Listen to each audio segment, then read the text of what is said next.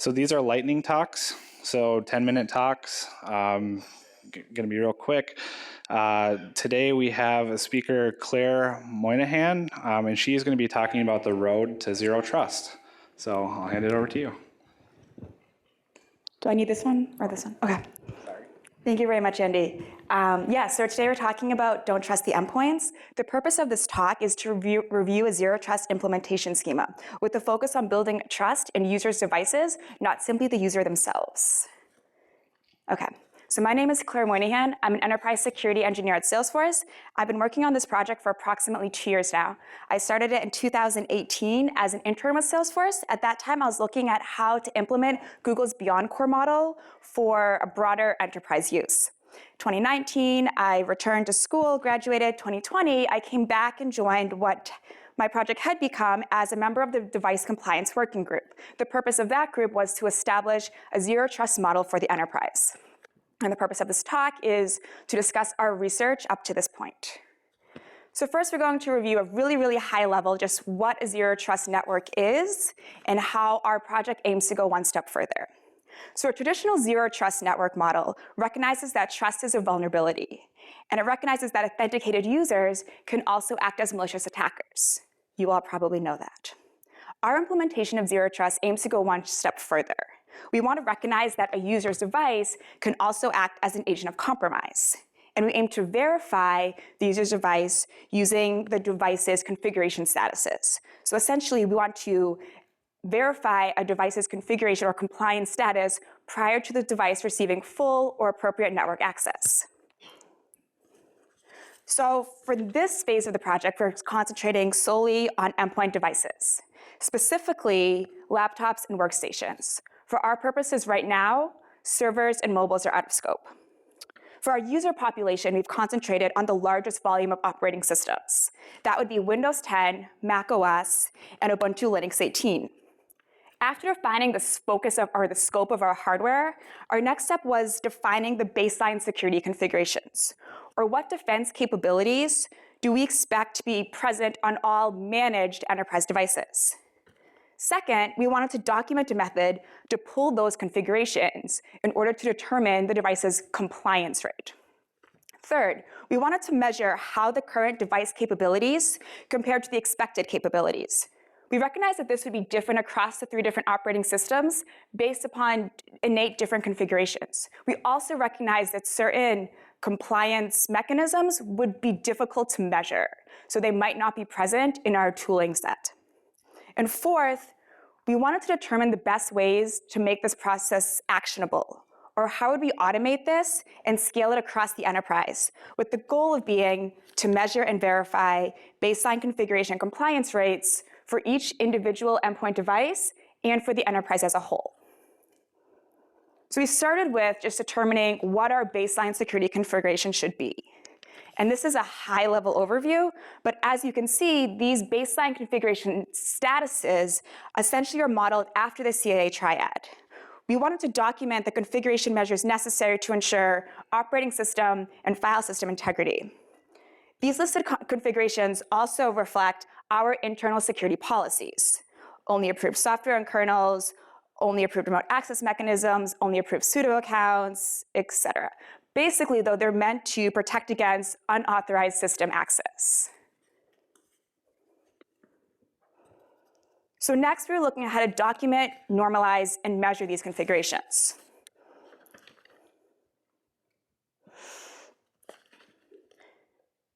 We wanted to normalize the outputs from these 3 different operating systems across, basically wanted to normalize them into a Boolean true-false value.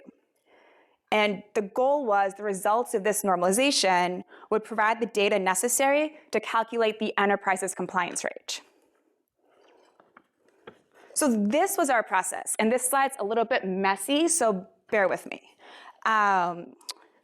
Essentially, what we were doing, we were documenting the compliance rate across the enterprise to ensure that the metrics met our SLAs. We also were looking at the best tooling system to gather and normalize this information. So first, we started with command line scripts. These scripts enabled us to determine what sort of settings we would even be able to call and verify, However, this output was messy, and it was going to be difficult to normalize this output across Windows and Unix systems. Next, we looked at what tools were already currently present or should already be present on our managed devices. So we looked at MDM tools and detection response tools. The MDM tools also were a bit messy. Number one, the MDM tools, at least for our purposes, were unique to each operating system. Number two, as you can see from my slide, there's a lot of holes in the configurations that we could even verify. So if we went with an MDM tool, we were going to have to do a lot of internal scripting to enable that system to work. And after gathering whatever information was there, we were going to have to pull the information into an entirely new database. What we ended up doing is looking at our detection and response tooling, which was the same across the 3 different operating systems. In addition, the detection and response tool enables us to write queries that were granular enough to look at the host or the computer's name, the operating system, and then pull whatever configuration we wanted to verify. These queries could also be scheduled. So they enabled us with that automation configuration that we were looking for. So this, or automating this tooling, represents the end of our phase 1 of this project. This is an example of what our automation looks like at this time. And so for our purposes, at this point, we're looking at pulling this, the 5th column into our API call. Upon pulling it into an API call, those configurations will be verified when the device authenticates to the network. So currently, all of this is being run in our dev environment.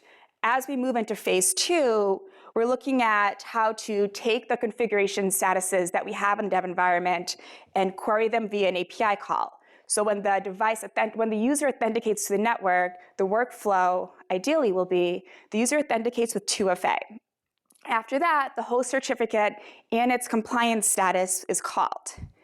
Now, this step is a step that we're still considering. If the compliance status is incomplete, or if there are certain configurations that are enabled, certain configurations that aren't enabled, we essentially have 2 options. One option is the tooling can be triggered that if the configuration is not enabled or the value returns false, we can automatically set the tool to enable that configuration, therefore forcibly enforcing that compliance rate. Or we can provide the user with a security education process and state this configuration is not enabled, here's the self-help and how you can re-enable this or fix this. So as we're looking at phase 2, these are the questions that we're looking at in terms of the final point of or how to make this process more actionable and also keep it friendly to the user. Any questions at this time? Okay, thank you.